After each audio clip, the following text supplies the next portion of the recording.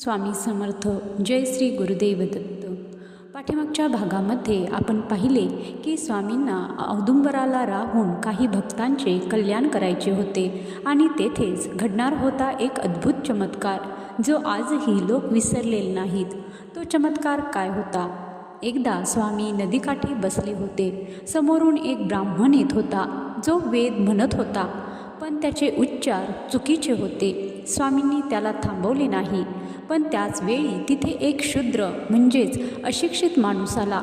स्वामींच्या मनात आले की या गर्विष्ठ ब्राह्मणांना धडा शिकवला पाहिजे. भक्ती महत्त्वाची आहे, नुसती पोपटपंची नाही. आणि तिथेच त्यांच्या पुढच्या प्रवासाची दिशा ठरली. औदुंबर सोडून ते पुढे निघाले. नरसिंहवाडी म्हणजेच नरसोबाची वाडी या ठिकाणी नरसिंहवाडीला त्यांनी 12 वर्ष तपश्चर्या केली. तिथे त्यांच्या पादुका आजही आहेत. पण खरा इतिहास घडायचा होता तो गाणगापुरात. गाणगापूर जेथे भीमा आणि अमरजा नद्यांचा संगम होता. तेथे जाण्याआधी वाटेत एका गावी एक मोठी घटना घडली. एका गरीब ब्राह्मणाच्या घरी श्राद्ध होते, पण घरात खायला काहीच नव्हते. ब्राह्मण रडत होता, माझ्या पितरांना मी उपाशी कसे ठेवीन? तेव्हा स्वामी तेथे भिक्षा मागायला गेले. ब्राह्मणाने सांगितले, महाराज, घरात फक्त भाजीच्या पानांचे देठ उरले आहेत, बाकी काही नाही. स्वामी म्हणाले, तेच दे, ते अमृत आहे. ब्राह्मणाने ते वाळलेले देठ स्वामींना शिजवून दिले. स्वामींनी ते आनंदाने खाल्ले आणि आशीर्वाद दिला, तुझ्या घरी आज अक्षय पात्र येईल. आणि खरोखरच त्या दिवशी त्या ब्राह्मणाच्या घरी शेकडो लोक जेवले. तरी अन्न संपले नाही. अशा लीला करत करत स्वामी गाणगापूरच्या सीमारेषेवर येऊन पोहोचले. गाणगापूर हे त्या काळी एका मुस्लिम बादशाच्या राज्यात होते. तिथे हिंदू धर्मावर संकट येत होती. लोकांमध्ये भीती होती आणि तिथेच एका महापुरुषाची गरज होती. स्वामी जेव्हा गाणगापुरात प्रवेश करत होते तेव्हा त्यांना एक दृश्य दिसले. एका श्रीमंत सावकाराची म्हैस रस्त्यावरून चालली होती. ती म्हैस खूप वयस्कर आणि वांज म्हणजे दूध न देणारी होती. पण स्वामींनी त्या म्हशीकडे बघून शिष्यांना सांगितले, जा त्या म्हशीचे दूध काढून आणा, मला तहान लागली. शिष्य घाबरले, महाराज, ती म्हैस वांज आहे, तिला कधीच दूध आले नाही आणि तिचा मालक खूप खाष्ट आहे, तो आपल्याला मारेल. स्वामी हसले, भिवू नका, जा आणि तिची धार काढा. दत्ताच्या दरबारात काहीच अशक्य नाही. शिष्य थरथरत्या हाताने त्या म्हशीजवळ गेले आणि इथेच होणार होता गाणगापुरातील पहिला आणि सर्वात मोठा चमत्कार, जो बघून तिथला राजा सुद्धा स्वामींच्या पायाशी येणार होता. तर मंडळी, विचार करा, एका वांज म्हशीने दूध दिले तर काय होईल, आणि तेही बादशाच्या राज्यात. या घटनेने संपूर्ण गाणगापूर हादरून जाणार होते आणि याच घटनेमुळे गर्विष्ठ पंडिताची मस्ती उतरणार होती. तर तो शिष्य थरथरत्या हाताने वांज म्हशीच्या समोर आला. ती एक महाकाय म्हातारी आणि राकट म्हैस उभी होती. तिचा मालक एक तुसडा ब्राह्मण तेथेच उभा होता आणि कुत्सितपणे हसत होता. तो म्हणाला, अरे वेड्यांनो, तुमचे महाराज नक्कीच भांग पिऊन आले आहेत. वाटतं. अरे, ही म्हैस वांज आहे. हिने जन्मात कधीही वासराला जन्म दिला नाही, तर दूध कुठून देणार? माझी चेष्टा करताय का? जा, निघा इथून. पण शिष्यांना गुरु आज्ञा मोडता येत नव्हती. घाबरत घाबरत एका शिष्याने हातात एक मोठे भांडे घेतले आणि तो त्या म्हशीच्या खाली बसला. आजूबाजूला लोकांची गर्दी जमली होती. सर्वजण गंमत बघत होते. बघूया आता हे साधू काय करतात. तो शिष्याने म्हशीच्या सडाला हात लावला आणि मनात श्री गुरूंचे स्मरण केले, दिगंबरा दिगंबरा श्रीपाद वल्लभ दिगंबरा. आणि पुढच्या क्षणी तेथे उपस्थित असलेल्या लोकांचे डोळे विस्पारले. श्वासाचा आवाजही बंद झाला. तिच्या सडातून दुधाचा अखंड प्रवाह सुरू झाला की जणू गंगाच उतरली आहे. धड धड धड भांड्यात दूध पडण्याचा आवाज स्पष्ट ऐकू येत होता. बघता बघता ते छोटे भांडे भरून वाहू लागले. शिष्याने दुसरे भांडे मागवले, तेही भरले.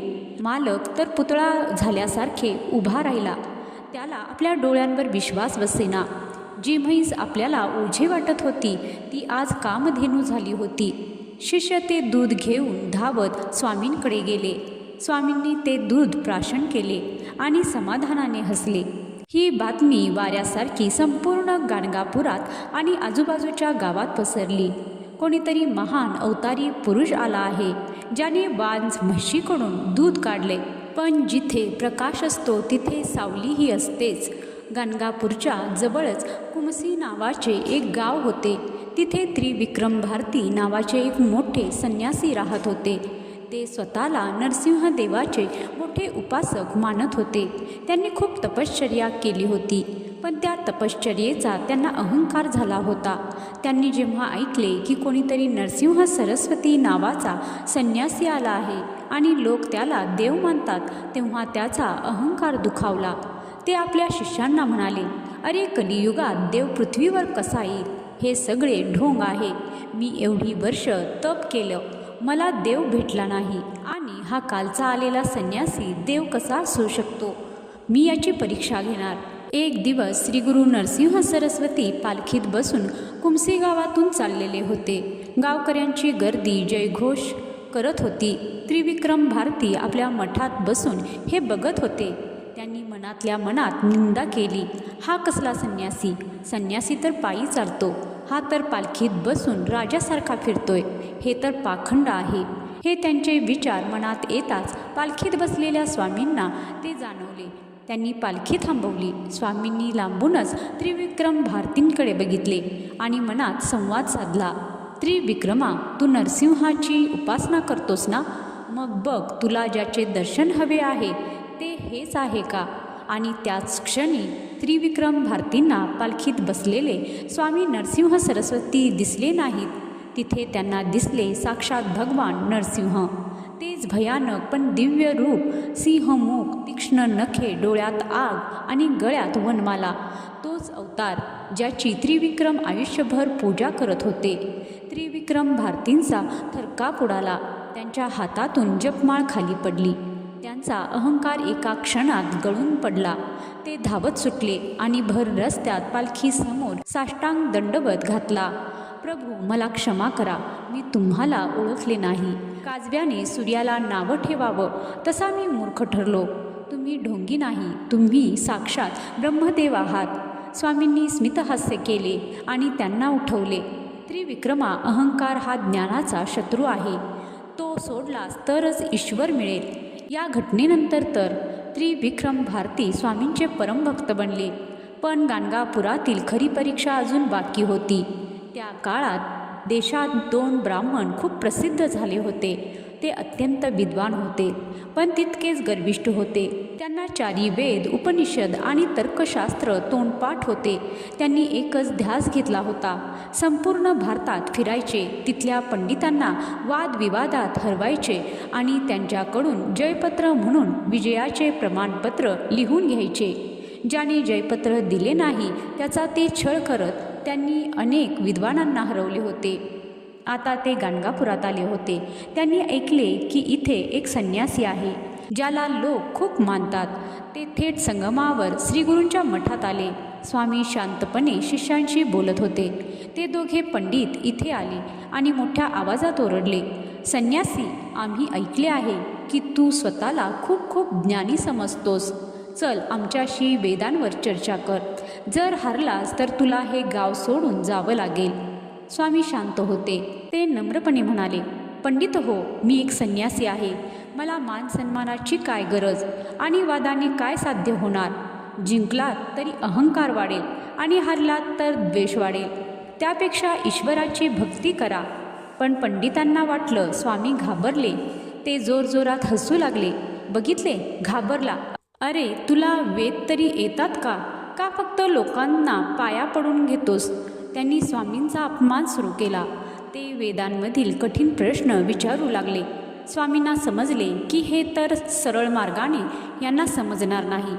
याच्या रोगावर एकच औषध आहे, म्हणजे चमत्कारिक अपमान. स्वामींनी आजूबाजूला नजर फिरवली. तिथे मठाच्या कोपऱ्यात एक माणूस उभा होता. जो जातीने मातंग म्हणजेच त्या काळी शूद्र मानला जाणारा होता. त्याचे काही कोणत्याही ग्रंथात नाव दिलेले नाही, पण तो अत्यंत गरीब आणि अशिक्षित होता. त्याला लिहिता वाचता येत नव्हते, संस्कृत तर दूरच. तो फक्त लांब उभे राहून स्वामींची सेवा करत असे. स्वामींनी त्याला हाक मारली, बाळा इकडे ये. तो माणूस घाबरत घाबरत पुढे आला. अंगावर फाटके कपडे होते, हातात काठी. तो पंडितांच्या समोर उभा राहिला. पंडित नाक मुरडत म्हणाले, याला कशाला बोलावले? हा काय आमच्याशी वाद घालणार? स्वामी म्हणाले, नाही, मी तुमच्याशी वाद घालणार नाही. तुमच्या प्रश्नांची उत्तरे हा माझा भक्त देईल. ते ब्राह्मण पंडित पोट धरून हसू लागले. काय हा अडाणी माणूस, याला गायत्री मंत्र तरी येतो का? स्वामी, तुम्ही चेष्टा करताय आमची. स्वामींचे डोळे आता गंभीर झाले. त्यांनी आपल्या हातातील भस्म त्याच्या कपाळावर लावले आणि त्याच्या डोक्यावर आपला वरदहस्त ठेवला. स्वामींनी आज्ञा केली, बोल बाळा, या पंडितांना वेदांचा अर्थ सांग. ऋग्वेदापासून सुरू कर. आणि तिथे एक अघटित घडले. ज्या माणसाला स्वतःचे नाव लिहिता येत नव्हते, त्याच्या शरीरातून एक वीज संचारली. त्याचे डोळे तेजस्वी झाले. त्याने मान ताठ केली आणि जो आवाज बाहेर पडला तो त्याचा नव्हता, तो साक्षात देववाणीचा होता. त्या मातंग व्यक्तीने घडाघडा शुद्ध संस्कृतमध्ये ऋग्वेदाच्या ऋचा म्हणायला सुरुवात केली. अग्निमेळे पुरोहितम यज्ञस्य देव मृत्विजम. तो फक्त एक मंत्र म्हणत नव्हता, तर त्या मंत्राचा असा अर्थ उलगडून सांगत होता जो त्या दोन गर्विष्ठ पंडितांनी आयुष्यात कधीही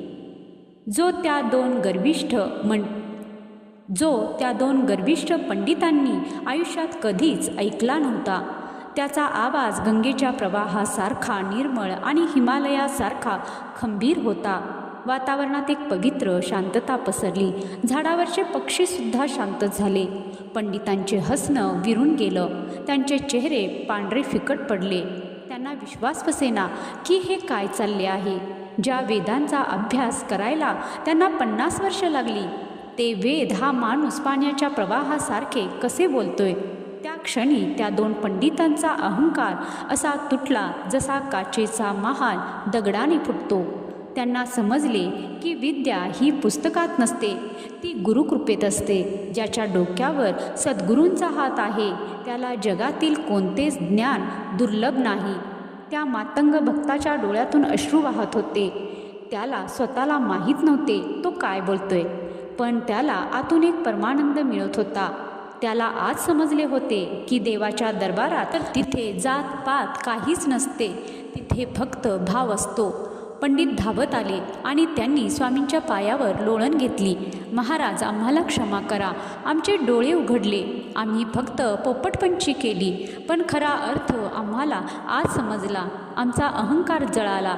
स्वामींनी त्या मातंग भक्तावरील हात काढला आणि तो पुन्हा सामान्य झाला. त्याला काहीच आठवत नव्हते. स्वामी पंडितांना म्हणाले, विद्येचा उपयोग नम्रतेसाठी करायचा असतो, वादासाठी नाही. जा आणि यापुढे कोणाचाही अपमान करू नका. पंडितांनी आपले जयपत्र फाडून टाकले आणि ते स्वामींचे शिष्य झाले. या घटनेनंतर गाणगापुरात स्वामींचा जय जयकार झाला. लोकांना खात्री पटली की हे दत्तात्रेय आहेत.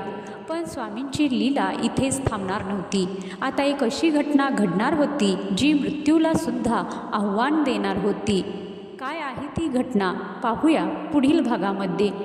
तर मंडळी, गुरुचरित्र कथासाराचे पुढील भाग ऐकण्यासाठी आजच चॅनलला सबस्क्राईब करा आणि कमेंट बॉक्समध्ये जय श्री गुरुदेव दत्त, जय श्री स्वामी समर्थ लिहायला विसरू नका. व्हिडिओ शेवटपर्यंत पाहिल्याबद्दल धन्यवाद. जय श्री स्वामी समर्थ, जय श्री गुरुदेव दत्त.